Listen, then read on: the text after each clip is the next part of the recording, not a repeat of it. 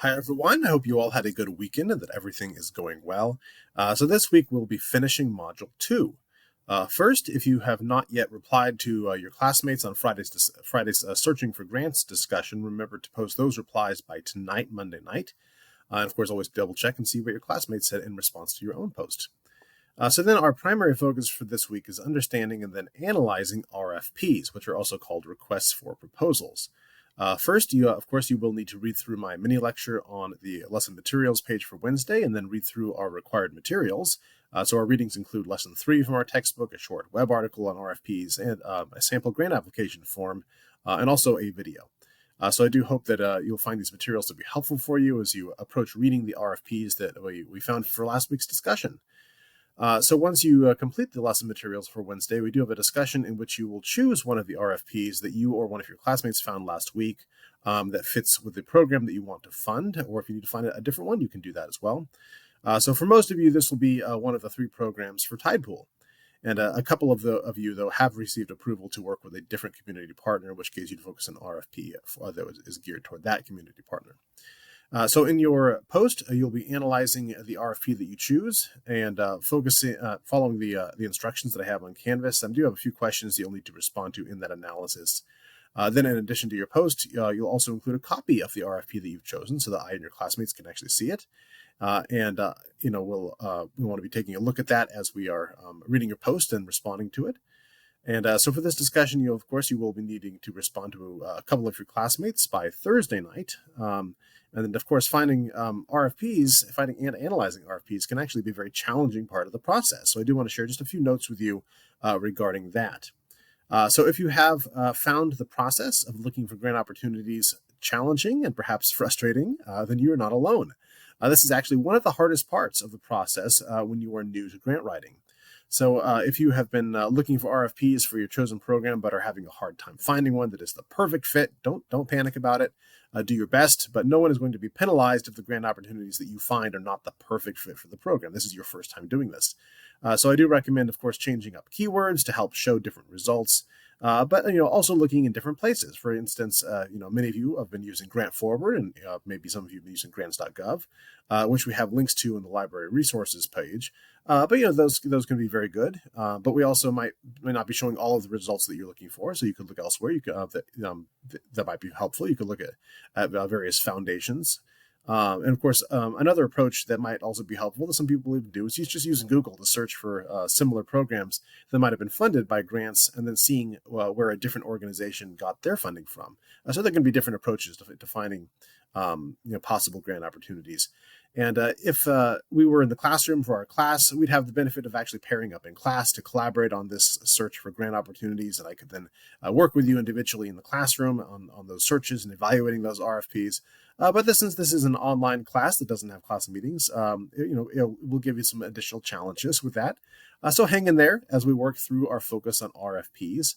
As you might recall from some of our class materials, RFPs can also vary greatly in how long they are, in their lengths and the requirements, ranging from a page or 2 to 100 pages of grant application package documents. So, for example, government RFPs, those are also called NOFOs, Notice of Funding Opportunity. Those can be very long and might even require a similarly long grant proposal application, far beyond what could be reasonably expected for this class. So be assured that I will not be asking you to write a 100-page grant proposal for our class. If you do end up going with an RFP that does require a longer proposal beyond what would be reasonable, we might just need to customize it to fit in the context of our class. And the sample grant proposals that we'll be looking at in our class in the near future are much shorter than that, much easier to get through. Another thing to keep in mind when you're locating grant opportunities is actually locating the full grant application package and requirements. For example, the general overview or synopsis page that you might start with if you go to grants.gov, that might not have all the complete details of those requirements all in one place. So you might need to go to their blue related documents tab. You can find a zip file that includes all of the full announcement for the details. So it's hidden in there a little bit. And of course, then those documents can also be very long. Similarly, if you're finding grant opportunities from non-government grants, such as the foundations, you still want to make sure that you are locating the full RFP, not just like in a general overview of it. So in some cases, a common grant application form can be used, and sometimes are listed as the preferred approach, such as the example that we have on Canvas. Again, it depends on the funder. So remember, of course, that you should also be considering funders that might be appropriate and a good fit for our community partner as a local nonprofit. Another important key I want to make sure everybody understands, that also now that you are looking into RFPs and evaluating which ones could fit with the community partners programs that they need to fund, or again, if you have a different approved community partner for a couple of you, we'll be shifting our focus to the grant proposal itself. But while you will be working with your classmates on writing grant proposals, you will not be submitting the grant proposals to the funders yourself. Rather, at the end of the semester, the completed grant proposals will then be given to the community partner. And they will then use the proposals as they see fit, right? So, use the full proposal, parts of the proposal for grant applications. So with that in mind, there are a few things you want to make sure we keep in mind and consider. So one, of course, there is no need to contact the grant maker, also the funder. No need to contact them with questions. Rather, we will work around any questions that come up relating to the RFPs as we work on proposals, since you will not actually be submitting it yourself to that funder. Also, don't worry about the deadlines that are listed in the RFP. While ideally the community partner could submit the proposal to the grant maker that you found, that will be up to the community partner. Deadlines for the class are more important than the deadlines mentioned in the RFP for our purposes. The RFP might also ask you for information or documents that you don't have. And in some cases, our community partner might be able to provide you with that additional information or documentation, but some RFPs could require more than is reasonable for students in the context of a class. So we can make adjustments as necessary. And similarly, while the length of a grant proposal can greatly vary, if the RFP you chose would require a proposal that is extremely long, we can adjust it to be more reasonable for our class. Okay, I hope those notes are helpful for you. I know I'm getting along here. So a couple last quick notes for the week. On Friday this week, we will finish Module 2 with a reflection, and that focuses primarily on your experience with searching for and evaluating RFPs.